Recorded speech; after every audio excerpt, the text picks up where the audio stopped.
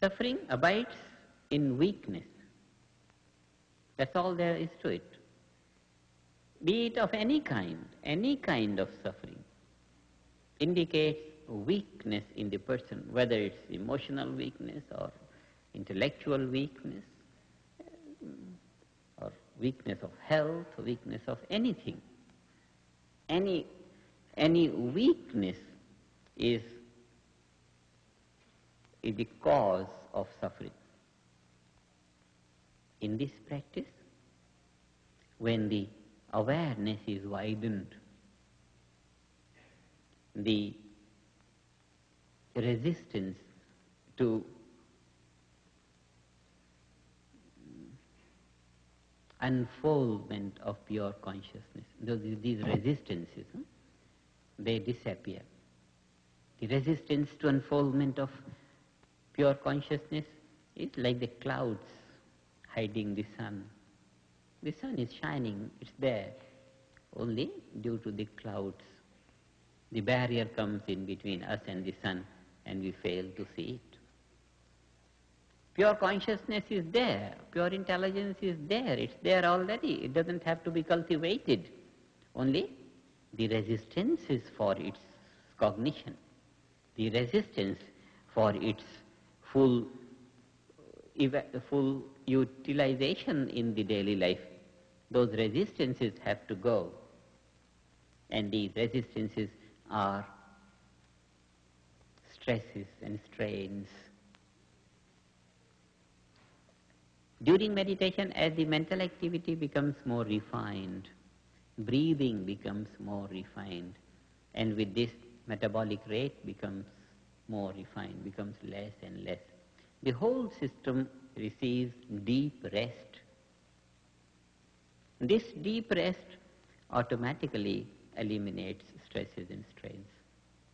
So when the mind is opening to that unbounded pure awareness, the field of pure intelligence, simultaneously the body is losing stresses and strains, and thereby the clouds that were hindering the full use of inner creative intelligence in action, they begin to wither away.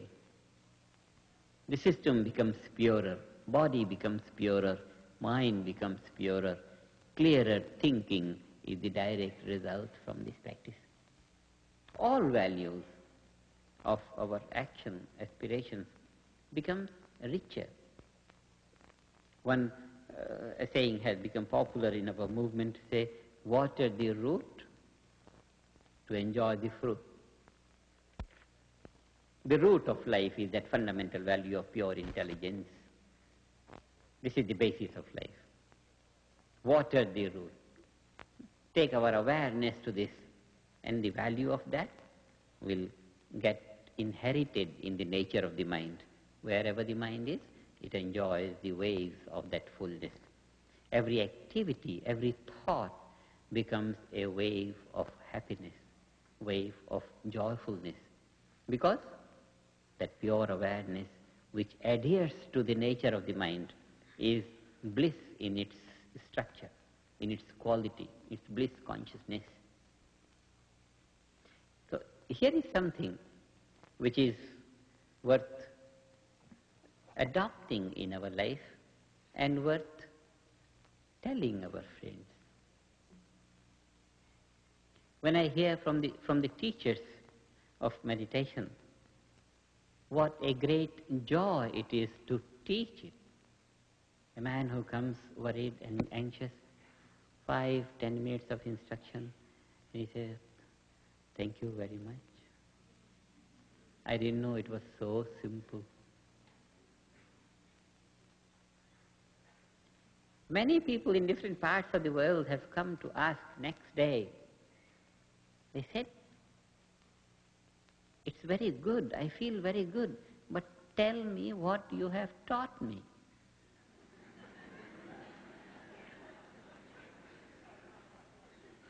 Because whatever they were told, they knew they were not making any effort on it.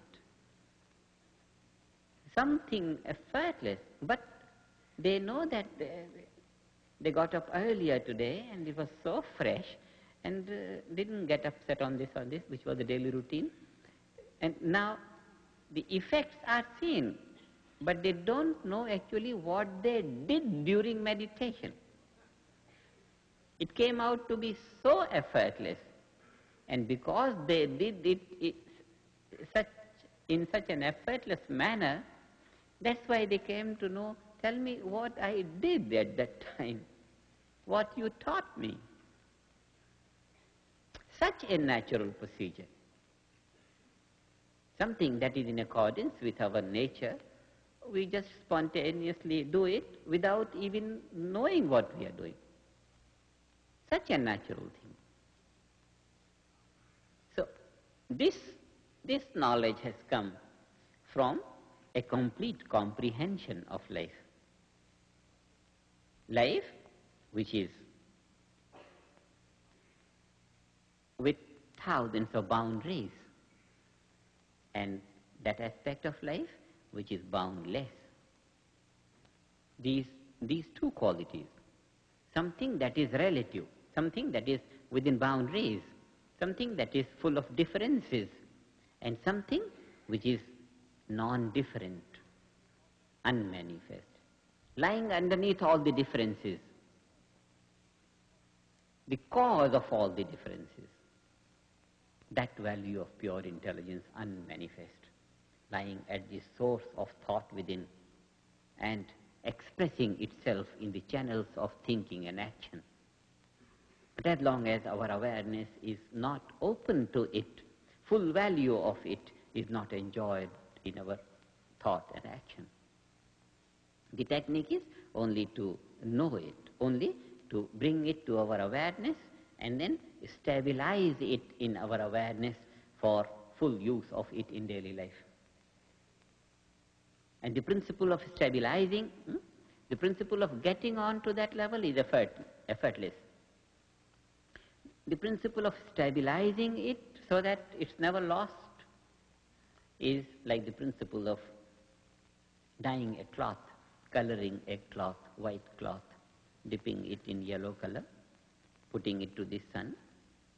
In the sun it fades away, but it doesn't fade away completely. And put it back to the color, put it back to the sun eats it up, the color enriches it. Just like that, morning and evening meditation, dipping the mind in that color of unbounded awareness, exposing it to action. In action it fades, but doesn't fade away completely. Again back to the color of unboundedness, again back to the sun of the boundaries, which scratches it from all sides. So coloring the mind and fading it and coloring and fading, meditation and action, this is a procedure which stabilizes that unbounded awareness on the level of conscious mind. And once it's done forever. The color will never fade, whatever activity we undertake, but we always remain in that state of unbounded awareness. Behaving within boundaries, we don't lose sight of the boundless.